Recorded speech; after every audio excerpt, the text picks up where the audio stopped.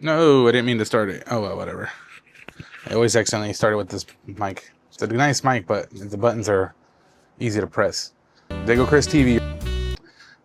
Just randomly had an idea to film this because I'm actually in the middle of reviewing a game that I got the opportunity to do. And I was like, you know what? Let me take a quick break and just talk about something quick because I actually went down to get some gas earlier. And on my way back, I actually realized that my CDs, because I took my car with my CD player in it, they were missing, and the door where I had left them, on the side of the doors. And I was like, where could they be? And I was like, I wonder if my wife put them in the back, in the trunk. Sure enough, that's where they were. And it was funny because I was like worried about them because I know that my trunk gets really warm and I know it can mess up those CDs. And some of these CDs, I was really concerned. I was damn near mad because I was like, these better not be messed up, because some of these CDs you can't just buy anywhere, especially right now where everything's digitized.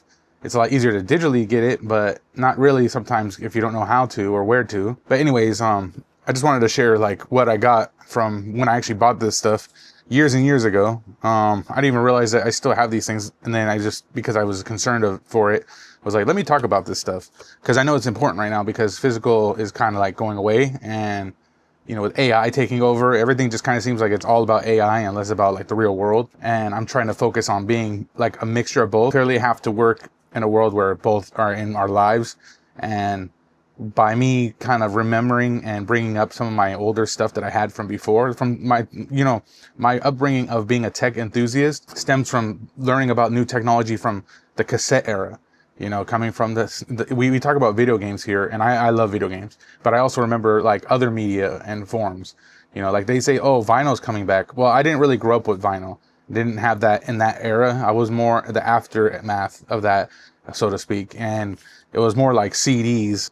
And this is the System of a Down, one of my favorite albums of all time, Toxicity. The booklet you get from the actual album, and then the back of the cover of the actual CD, which I still have. Fortunately, it's not in this case. This is actually a burnt copy of a messed up case from being in the trunk. Luckily, the CD was in one of my books I have right here. It protects like my CDs and stuff. And right here, see, you can see Toxicity, System of a Down. And then I also have my Notorious B.I.G., Life After Death, Zapp and Roger, the all-time greatest hits. I don't know if you're a fan of lowriders, but you would heard of Thump Records. That's a lowrider CD from back in the day. Ice Cube, greatest hits. Yeah, just a bunch of George Clinton, the best of. That's where the funk comes from. And then some burnt albums. Just a lot of memories in music. Stuff that I still listen to. I stream it, but I still have the CD. And in like certain instances, I don't have the option to stream. So the physical media still works. And I still use it in 2026. I still pop in CDs from time to time. My internet's doing so good. Or if my phone dies and I didn't bring a battery or a charger or something. There's instances where I still need it to be physical. And it would suck not to have physical.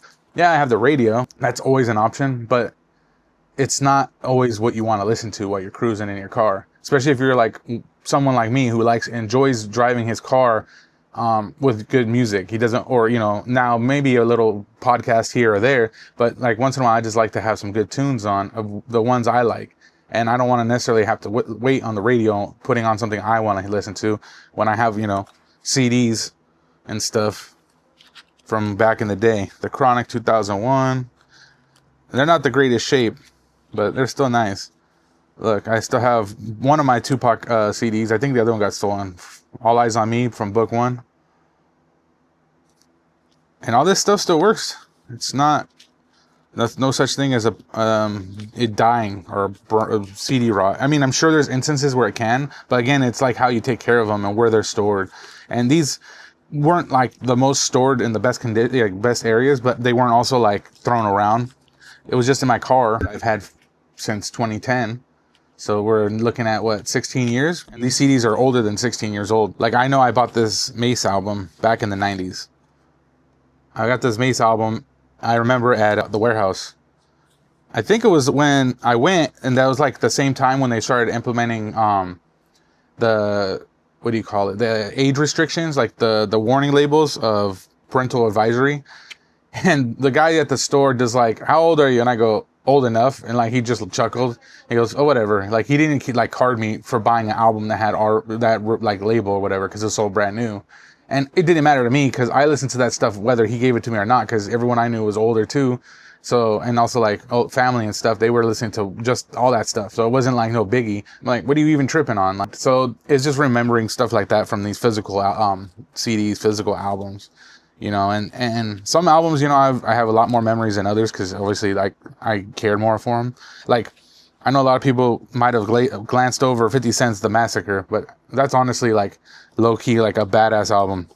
Obviously, you know, Get Rich or Die Trying put him on the map, but his second album was still putting in fire. He has some bangers on there still. That's why I saw recently on the Retro Pioneers podcast, they had put a question, who's better, 50 Cent or The Game? And honestly, I would say some people might say The Game if you're like super West Coast, but like real ones and like fans of all areas will probably more than likely pick 50 Cent. He just had a better catalog. He had better shows. Like, I've seen both of them perform, and not to take away from The Game, but 50 Cent, I think it's because he had the status with like Eminem and, you know, Dr. Dre, and he came from like that. He started from that, and, you know, The Game kind of started too, but he fell off because of the whole beef or whatever. But yeah, 50 Cent, I've been to his show, and it was lights out. I liked it. I went to the Anger Management tour, you know, in like the 2000s, like 2005 or something. That was a, you know, awesome tour. So yeah, these things are just, I'm thinking of, and I'm like, you know, I'm going to share this stuff online, because I think some other people would enjoy having that memory with me. You know, if you're a physical collector of any sort, and you like things to be more like tangible and physical, because right now it's not seeming like it's going that way. It's becoming less and less. I've seen the new Nintendo Switch 2 games that are like game cards instead of actual fully cartridges, where the data is not fully on the cartridge. It's only a key that opens up once you put it in your console, but you have to connect everything online. I'm like, that's great and all, but they could just decide to no longer support the server that runs that game. You're starting to see it now with some games from the Switch 1 that are cloud games. And who's to say that they don't just decide to not support a game because it doesn't have enough people who bought it and it's a game key card. And so you have a plastic game that you're supposed to be able to play, and so you can't play nothing, and then you bought that piece of plastic and it doesn't do anything.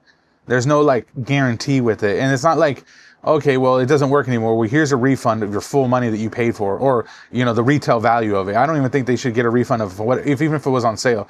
You took it back, you're getting the full retail value, whatever they put it at. Especially right now when games are going up so much, like up to $100 with the new GTA 6 starting that as a trend for like the AAA, quadruple A's, which I don't know, man. I don't know if those are going to be the future.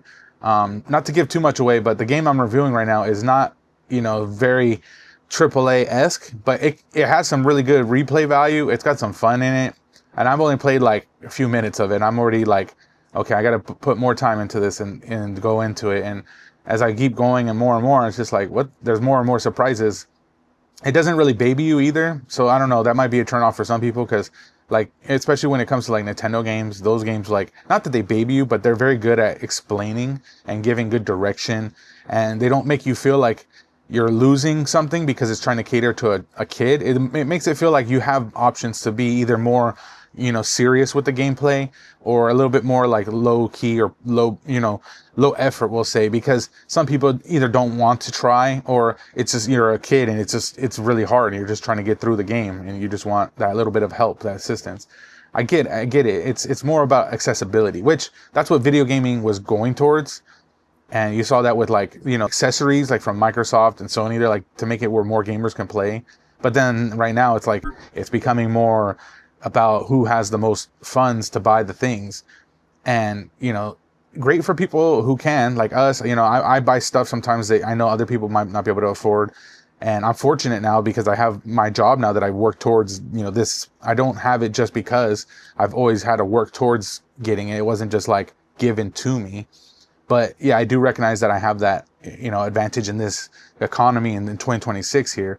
So that being said, I'm just hopeful that things can at least settle and prices don't continue to go up, and just, you know, like, can we at least get a little breathing room as far as like the time between increases. And like right now you see Nintendo, they're like pacing themselves where they're giving warnings before it happens. And Sony and Microsoft kind of, they don't really give you that. It just kind of comes when it comes, like that moment. And at least Nintendo in September, as of recording right now, September 1st, I believe they're going up $50 for the Switch 2, which it's not a lot, you know, in retrospect compared to all the other consoles, how much they've gone up. But it's like, it's still not good to see a console go up in price, and it's not like a new upgraded console. It's the same one that was out last year. You're just paying $50 more. Like, that's crazy work. I remember seeing consoles. I have a PlayStation 2. I remember even a PS1. They had come out with a slim version. Not only was it slim, it was cheaper. And yeah, you can argue maybe it was not as good because it wasn't the full capabilities, or like there's people who say like, oh, it missed this or missed that because they had a compromise to get it to that size. And that might be the case like for the real technical, but for the like average like us, I'm like the average. I don't look at the super technical. I do, but I don't like make it all about the technical aspect of the game. It has to have fun value. And when I think about games that are becoming like all about the specs, it's not becoming more like fun. It's just like, well, what are these specifications that you're really running? And then to get it there, they have to do these transactions just to afford it. It's like, it's not sustainable. And, you know, I'd rather play a lower tier game, we'll say, that might be like a AA, which is in today's gaming is a AA is basically a AAA. And it runs really great. It costs, you know, 50 or less. And it doesn't have a crap ton of microtransactions. You know, it's awesome. You get to really see video gaming when you really get, not to see, but you get to play video games the way they're meant to play when you're playing those like experiences that don't honestly constantly nag you to pay for something. Especially when you're working all day and you don't want to come home just to have to pay. And I know people have been saying this, and you know, the biggest offender of this would honestly be Fortnite is one of them. You know, you can say Call of Duty got there. Roblox for the younger crowd. Like, there's just these games that these monsters that's what you're expected to do, is like, if you want to do things, you pay and you can get more access to the game. Anyways, my point is, you do these different tasks, we'll say, and then they give you different items to then do more things with, and it adds to it. I remember RuneScape, an old school game that used to be like that. Like, just that system of where it's like a reward system that it balances reward with the gameplay, and you don't feel like you're doing it just because it has to be done. You feel like it rewards you for doing it, like you want to. It builds up towards something. They have those games that you can do that still now, but I feel like more people play the big, you know, Fortnites and Roblox and like all these big games, like more, they're just playing those casually because they're easy to jump in and out. Those people are the ones who are creating the economy that we see now as gaming, because I'm probably in that same range because I play so many games, but I know about the fringes where you might be one of those people who only play single player games. You don't care for multiplayer. You don't have friends to play with maybe, or you just want to gel and just not think about work or something. I don't know what your deal is. You just don't like them, and that's fine. That's cool. All more power to you to be able to play the games you want. And, you know, I just recognize these things, and I'm saying what I see. I'm not 100% the source of the cause of the problem, and I don't know how to necessarily fix it. The only thing I can see, and we've been discussing it online, I've been talking on threads a lot and seeing a lot of people getting mad at others. It's really, there's no fault of anyone individually. It's all collectively. It's all about the money that we spend in the video games, but it sucks because it's a thing that we love. So it's like you spend the money on it and then you're causing this harm that's happening, but then also you don't spend the money on it and you can still cause harm because then it can shut down. It's like a double-edged blade. But anyways, that's, you know, it's, when you think about it, you're just like, why am I not doing anything and just quitting it all so I can help this cause? And it's like, you know what? That's not going to help nobody. It's not going to help myself because I'm going to be missing out on stuff I still want to play. It's not going to help anyone else because they're still going to sell it no matter what. They'll just look for the other person that they can sell to. So that's why I'm thinking, I'm like, might as well just join causes that I believe will help gear towards that. Stop killing games. And I forget this other organization. I had to pull up a big screenshot or something of it, of the webpage where you can sign up and, you know, be a collective together, you know, and, you know, still talk about this. I'm going to talk about it all the time because physical media means a lot to me, and ownership of media. You know, I'm still buying DVDs and not DVDs, but Blu-rays, 4K, in 2026. I still buy stuff that I care about. You know, I'm selective. I'm not going to sit there and buy, you know, every single thing that comes out, even though I kind of want to. I'm not going to sit here and say I wouldn't, but like, I don't need it. I don't got the space for it. And I already have a huge DVD collection from back in the day, you know, and also a huge VHS collection of Disney movies. Not like super huge, but we'll say a decent size. I'm starting to realize that my huge collection that I thought was huge from growing up is nothing compared to what I see on the internet. I see some people have like whole room walled up with movies, games, you name it, and that's cool. Like I like it, but I just don't have the bandwidth for all that. I have to, you know, make space for what I have and make things work where I'm at in my particular situation. So yeah, that's just me ranting about this like physical media stuff and this opportunity to review the game. I'm gonna have to make a video, just a teaser, to get you guys to see what's kind of coming. But I'm gonna make these things try to be more regular. I have a full plate on my, you know, in my personal life. If you guys do like what I'm doing and how I'm talking, encourage me to do more, and it really does help. I've had some of you guys reach out, and I appreciate you guys for doing that, because it does drive me to do more and to create what I think is what the world needs, is some different eyes, different perspective. I mean, there's a lot of us out here, but some of us can really spot things in a way that maybe resonate. And that's all I'm hopeful for, is those people who are like me, because that's what they say. Not everyone's going to be for everyone, but there are some people for some of us. And I found some of my people online, and I know you might find some of your people online. So that's all I'm hopeful for, man. And on that note, I hope you have a blessed day. Happy Sunday, and take care.